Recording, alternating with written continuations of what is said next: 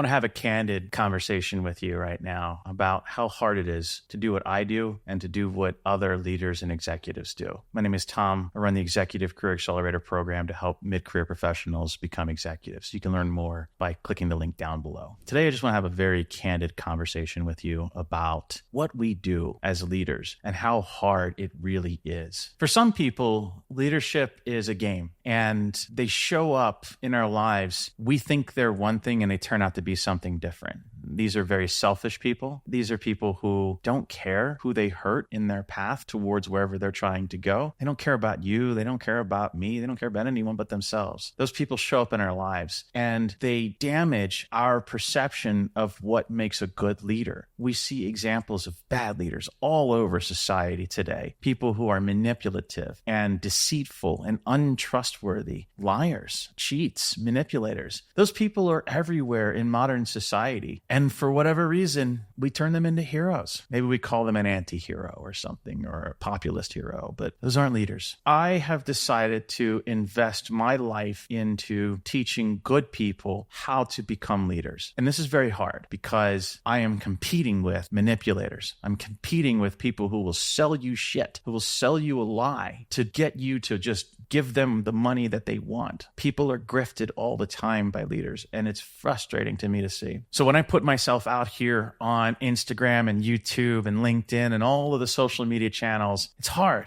because I hear the comments back to me about like, well, you're just teaching corporate greed. You're just teaching more manipulators things, eat the rich. Look, I'm not rich. I'm not one of them. I want to create great leaders. I want to put great leaders in executive roles, but it's hard to do that in the wake of the noise of people saying, well, you're just one of them. I've had some brutal comments recently about this. And I guess that's why I'm kind of sharing this video is I want to make it clear that I agree with you. I think corporate excess and greed is disgusting. I'm seeing this real time in my own life. I used to buy these cherry pies at Walmart for 50 cents. And then in like 2022, 2023, they went up to $1.50 for this little shitty cherry pie, right? A little about this big, right? $1.50. It went 3x the price. Just the other day, it's 88 cents. Did it really cost $1.50? Not according to Walmart's bottom line numbers in the last several quarters where they've had record-breaking profits on the backs of good, normal people who, just want a cherry pie every now and then, right? I'm watching Boeing turn itself into a shell of what it used to be. I'm watching the CEO of Starbucks fly his plane and make $130 million a year. And this is the guy, by the way, the new CEO of Starbucks is the same guy that made Chipotle trash. He shrunk all the proportions and had people skimping on the proportions. The only way you can get a reasonable meal at Chipotle anymore is if you film them and say, I'm going to put you on social media if you don't make me a good plate. These are not great leaders. They are executives, though. I want to teach good people how to be executives. I want to teach good people how to be great executives. And I want to teach people how you keep your morals intact, how you hold true to your core values and your beliefs, and the idea that we're building something for the long term here, not for the quarterly profit goal set by the shareholders. And this is a hard fight because,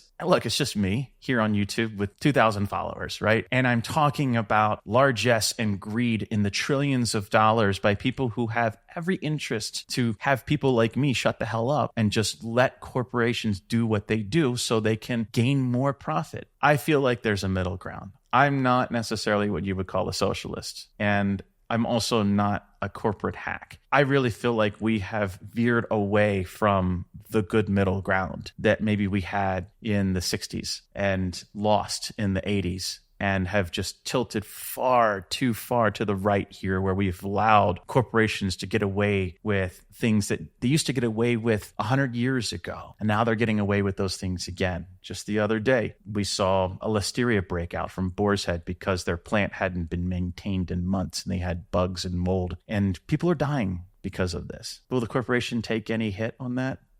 No. I feel like it's my mission to help people see executives in a different light. And I don't quite know how to do that except by example. And so I lead my organization the way that I would want an organization to be led. I teach executives how to be great leaders, how to think about the future and sustainability and the viability of their business, their workforce, and the needs of their customers equal to the needs of their shareholders. Profit is great, but it's not the only thing that matters. And that's super frustrating to me that in a lot of corporations, it is all that matters. We're watching so many great companies become shells of themselves because of it. So when someone calls me a corporate fat cat or says that I'm just one of them, that hurts. I'm a 50-year-old white guy. I get it. I know what I look like. And if I could change myself, I probably would. But this is who I am. Don't judge the messenger based on what I look like. Understand what my message is that we can do better as leaders in corporations. We can have better leadership in these companies. And it's really up to us to demonstrate that. These newer generations of people are millennials and Gen Z and Gen Alpha. They get it. I'm a Gen Xer. Everybody forgets about my generation, but I love the mindset of younger generations and I hate the mindset of older ones. And I'm excited to see the world change, hopefully, in positive ways. And I want to bring that about, but I'm only one voice. And I just want you to know that I will continue to preach about how we can make corporations better, how we can make shareholders happy, yes, but also make sure that we're balancing things for employees and balancing things for customers as well, and for the planet. So I'm not the target of your anger, or at least I shouldn't be. I'm one of the voices that's trying to solve the problem. And I'd love for you to help me solve this problem by sharing this message and getting out there and talking about how, shame on us, we can do better in our leadership. So I don't know if this was helpful or not, but I needed to get this off my chest. I will see you in another one.